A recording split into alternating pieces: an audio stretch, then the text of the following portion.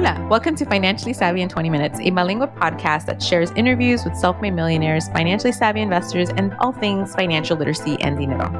Your host, Natalie Torres, is a two-time TEDx speaker and award-winning author, investor, and financially savvy Latina that has been featured on NBC, Telemundo, and Forbes as a financial literacy and mental health advocate. She is joined by her co-host, Vera Eatley, an author, investor, and seasoned insurance professional.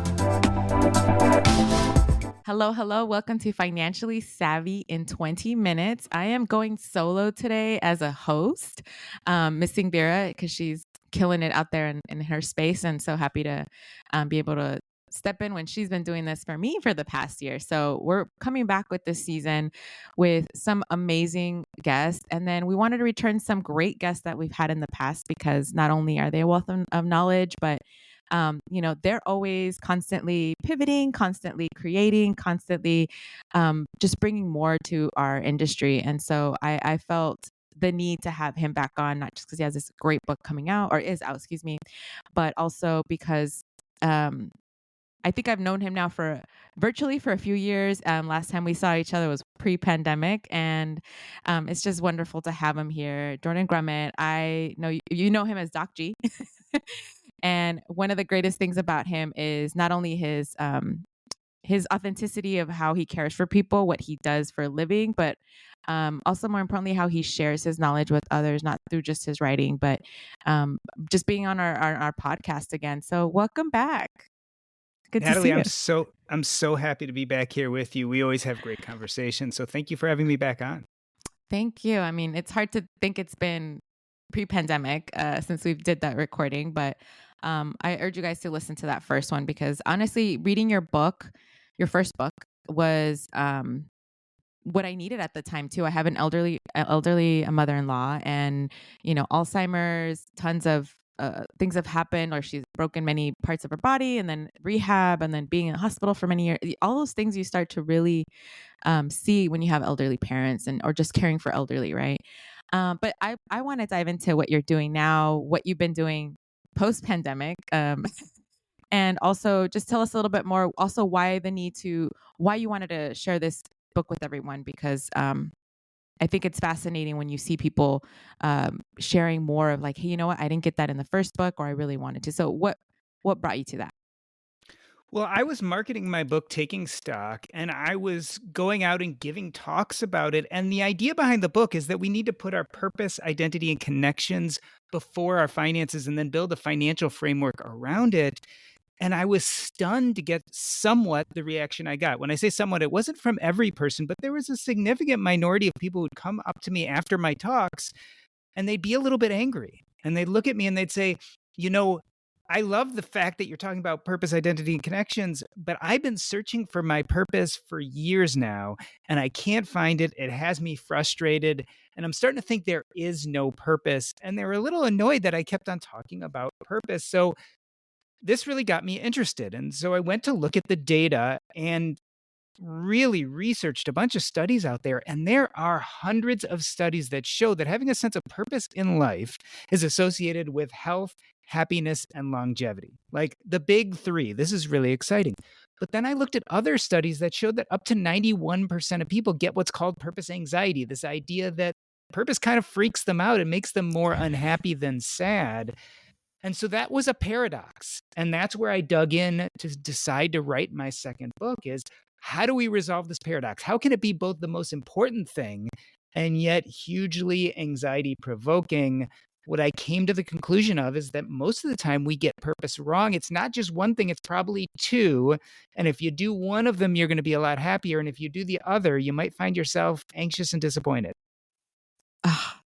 You said it so well. I even felt my throat kind of closing up. That you said the anxiety part, but also at the same time, and you start sweating, right? Yeah. You start sweating because you have a physical reaction to it. Oh, I love it. And obviously the book code, the purpose code, right? One of the things I loved about what you just said is you try to do at least both. You try to figure something out, and I'm not surprised that people said they're angry going through this. And I think as we get older, we might feel some of those emotions, right? Because it's, oh, I should have done this, or at least when I'm younger, I thought, oh, I can do this by the time I'm 30, and 40, 50 comes around, and you're like, wait, am I still on that path? That's really, it's pretty shocking how you said 91% feel this way, and I like you said the big three. So can you dive a little more into that too? Kind of like, what's that takeaway for people when after they speak with you? How do you tell them to deal with those emotions, especially if it's anger? Well, there are a few things, right? I think there are a few big key points to this book. One is you don't necessarily find purpose, you create it. And so I think a lot of us are sitting there waiting for purpose just to knock us over the shoulder and present itself to us. And that's just not how it is. So, first and foremost, you create purpose, you don't find it. Second of all, there's not like this one big thing that if you do it, your life is going to be great and you're going to have impact. And if you don't do it, all is lost. Purpose is a varied thing, and you can have one purpose or many purposes. Your purpose can change the world, but it certainly doesn't have to. And your purpose can last for a few days, a month, a year, or a lifetime. What I really want to do is help people take the stakes off of this idea of purpose. Once we do that, we really have to talk about the two different types of purpose, because we've been led to believe by society that we should have what I call big, audacious purpose, or big P purpose. And this is very goal oriented. And it's usually this huge goal, like I want to be a billionaire, I want to be an astronaut, or I want to be president. And the thing about that is it's all or nothing. It's very difficult to achieve. You have to be the right person at the right time with the right genetics and a lot of luck. And the truth of the matter is, most people don't get to that big, audacious purpose. They don't get to that thing they think is so important. And so what they're left with is disappointment and anxiety. I want to flip the switch a little bit and say, you know what? Purpose should be abundant. Instead of looking at goals, maybe we should look at the process of doing things that lights you up. What do you do that you really enjoy? And when we look at it this way, it becomes really abundant. It's not all or nothing like big P purpose. It's all or all. You simply do the things you like to do. And once they stop serving you, you start doing something else. So, what I really like about little P purpose is it's not really failable. And so, this is a really abundant way to think about purpose. It takes away the stakes, it takes away the anxiety, and leaves us with more of a blueprint of, okay, lots of things could be purposeful to me. Instead of trying to find what is, maybe I need to identify some anchors, some things that feel that they could possibly be purposeful. And then the job is on me to build a life of purpose around those things. And so that's where I kind of start the discussion. Oh, I love it. And for those of you who are listening, you must read this book. If you're already, I mean, you're hooked the moment he starts talking, but this is how it is when you're reading his books. I think it's, you just said it, it's all in all, having this blueprint. And you and I had this quick conversation before we went on to the podcast about, my husband not reinventing himself. It's adding on to literally a childhood dream he's always had is, being a comic. And as a professor, shout out to Nadat Haddad, Professor Haddad. Hey, but him and I, to see him doing this in his 40s, a lot of his friends have, he hasn't talked to since high school, like, oh my gosh, man, you were always so funny. And to see you doing this now. And you just said it, creating your purpose is really important. It's hard. And you just said bringing into small little pieces. Can you, I mean, I don't want to give away the book, but yes, can you tell us a little further, kind of like, how did you get to your purpose? Or obviously you still work on your purpose. But what has helped you to, like you said, make them more reachable as opposed to saying, I'm going to be an astronaut and yet never gotten on a plane before? And even before I do that, I want to point out the example of your husband, because this is perfect, right? So he could go for big P purpose, which means he's like, I want to make a living being a comic, and I want my own Netflix special, and I want, 1 million people to follow me on Instagram because they think I'm the greatest comic in the world. He may get there, but he often might not, right? Because there are only a few people who make it to that big. The rest don't. And if that is your goal and you're creating a sense of purpose based on that goal, most likely you're going to be disappointed unless you happen to be the right person at the right time, saying the right things with a lot of luck. On the other hand, if he looks at this and he says, I love the feeling when I am on stage telling a joke and people are laughing. I love sitting at my desk, writing out what I want to do. And I'm just tickled pink when I think I've come upon something people will laugh at. when you hit the stage, if people don't laugh or if you don't get that Netflix special, it's still time well spent. It still fills him up. And so he's won already. He's won regardless of what happens next. And so I had to come to my own conclusions about the same thing because I was living a life of purpose as a doctor, something I really almost stole from my dad. So my dad died when I was 8 years old. I cosmically felt like I was somehow responsible. The way I was gonna make up for this was to become a doctor like him and walk in his shoes, and that became my sense of purpose. But ultimately, it probably wasn't amazingly authentic because I was co-opting his sense of purpose. It wasn't something deeply that I started with. It was more me reacting to the trauma in my life. I got to a point where I realized, hey, I'm not really enjoying this the way I thought I should. And I was good at it. It was something that I was talented at. I was making lots of money doing it, but it wasn't filling me up.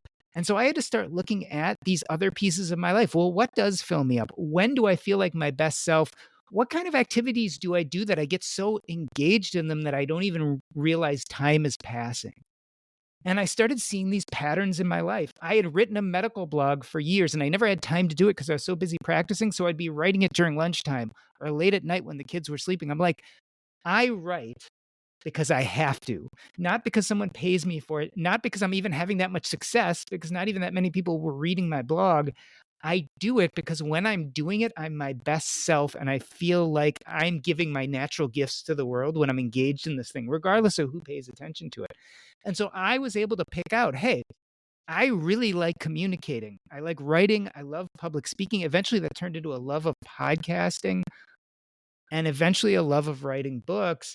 I was lucky in a sense because I was part of this financial independence community. So I was already building up a financial framework. A lot of what my first book says, build that financial framework up around those things that feel purposeful to you. So when I got to the point where I had the emotional energy and enough financial backup to really leave that life that wasn't serving me and start a life more full of purpose, I could. Now, here's the caveat.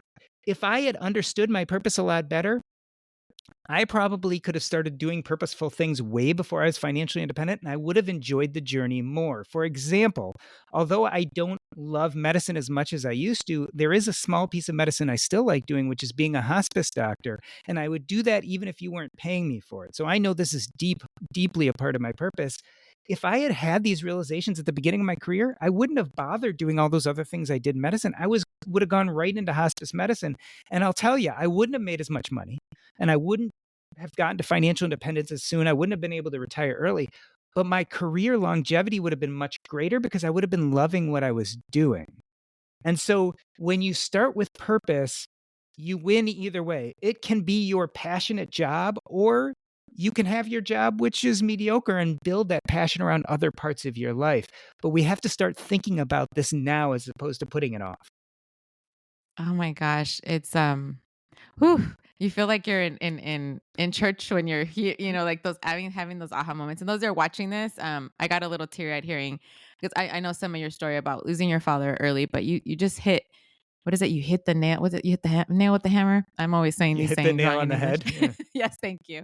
But kind of lately, because my husband and I we've been arguing a bit. Little information out there, but and because when we have a little one, we have a baby, almost a little over 7 months, and the fact that you have to work around that schedule, and I have this huge talk that I've been planning for the past 19 years, talk about purpose, literally soon, and the fact that it's taking me this long to get there, and now I'm like, "Oh my gosh, this is the time I have to do it."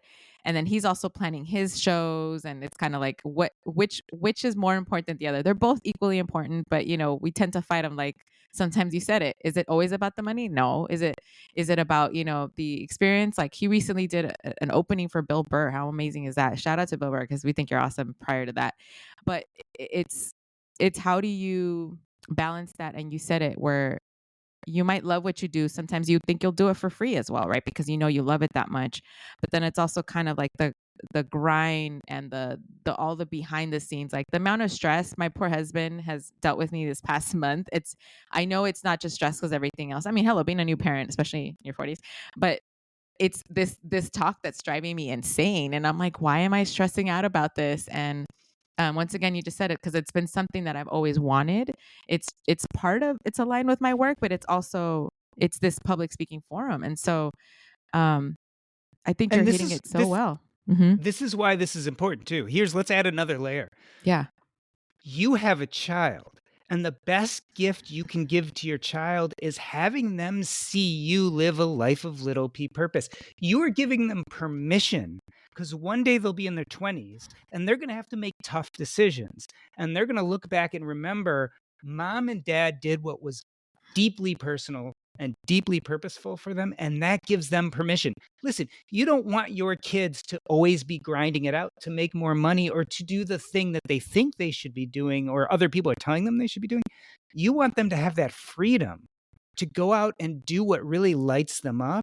And by doing it yourself, even if it's hard, even if there's sacrifices, even if you can only do that little p purpose in a very small way because of what's going on in your life, what you're giving your children, that's impact and legacy. So everyone tells me, boy, I like big P purpose because that's the bigger impact and legacy purpose. I say, BS. Doing what you do can change the people around you, and those people will become a better version of their self because you are being lit up and intentional, and they are drawing that in and they're learning from you. And maybe someone who has similar interests is going to start collaborating you, and you become their mentor and they become your mentee, or you become their teacher and they become your student. And before you know it, by just doing the things that deeply light you up, these, quote unquote selfish things, you're actually changing the world. Ah, that is so on point. And that's the conversation him and I always have. I'm like, I want our son to have, I don't want him to say, "Oh, I didn't do it because you were here," or and sometimes as kids we hear that we're like, "Oh, if I didn't have kids, I could do this," or "I had you too young," or "had you too old," or whatever the decision or the the make comes in. And you said it well, or it's kind of we want to be that example. People change, and it's funny you said that people become your mentor and you start to change like them. I've known about you before, but I know we officially met through I love this guy Joe from Stacking Benjamins, shout out to him. But not only did he talk you up so much, which was right on point, I think about a type of person he is, like kind of I see the success and the things that he's had to deal with, the challenges, and he's been very open with me about like, hey, do this, don't do this, and having that mentors is really key. But then they connect you with other people, like you said. It's just kind of you want to be that person. And I feel like today you were meant to be my interviewee today, because it was just that I was thinking, I'm like, did I really need to do this talk that I have coming up next week? And granted, if I don't do this talk next week, it would take me maybe another 5 years if I get that opportunity again. And so, and just hearing you say kind of like, I think I'd do it for free anyways. I think this is something I know I've always wanted to do, and I really want to at least give it a shot. And just those things that we talk ourselves, and I've literally been trying to talk myself out of, and I've been trying to do other things other than what I need to be doing. The Yeah. self sabotage. And you start thinking about it. And ultimately, I always like to take the stakes off. And so I tell someone who's struggling and where you are, it's not just that you want to do this one talk or meet this one goal. What you're really doing is you're building yourself into the kind of person who takes these opportunities, who passes on this kind of knowledge, and who steps up to the hard things. So, God forbid something happens and you can't do that one talk. You actually haven't lost. Yes, you might have lost in the short term, or maybe you didn't make the connections you were hoping to, or maybe it didn't lead to what you thought it would lead to. But by building yourself into that person, because the goals are going to come and go. And here's the problem with goals. A lot of times, what we think is going to fill our hearts and we reach this achievement, it doesn't. Achievements last for minutes or sometimes weeks. But the process of getting there, what I call the climb, is what you're going to be engaged in 95% of your life. So we need to learn to enjoy the process. We need to love the climb. And so in becoming this person who's going to give this talk or do this event you're talking about, you're already winning. Whether you make it to the event or not, whether the event is successful or not. Now, I imagine you'll both make it to the event and it's going to be wonderfully successful. But the truth is you're already winning because you're doing those things that are lighting you up. You're building that purpose into your life. And that's kind of the magic. And let me tell you, I'm going to go right against my book here. It isn't even about purpose. Purpose, especially little p purpose, has been shown scientifically to improve health, longevity, and happiness. But if we look at the long-term studies about what really makes people happy, one of the best is the Harvard Adult Health Study. And it studied people over 70 years, interviewing them every 2 years, talking to their family, having them fill out these huge questionnaires. And you know what they found the closest association to happiness was? It wasn't purpose, and it wasn't your job, and it wasn't achievements. What was it, Natalie? We're going to do part 2 because we need to find out what that is, right? So stay tuned for the next part of this amazing episode. Thank you, Doc G. To learn more about the podcast, follow us on Instagram at FinSavvy in 20 minutes and catch our interviews on YouTube. If you want to become a sponsor, hire us for your next workshop or speaking engagement, reach out to us at financiallysavvyin20minutes.com or send us a DM. All it takes is 20 minutes out of your day to become financially savvy.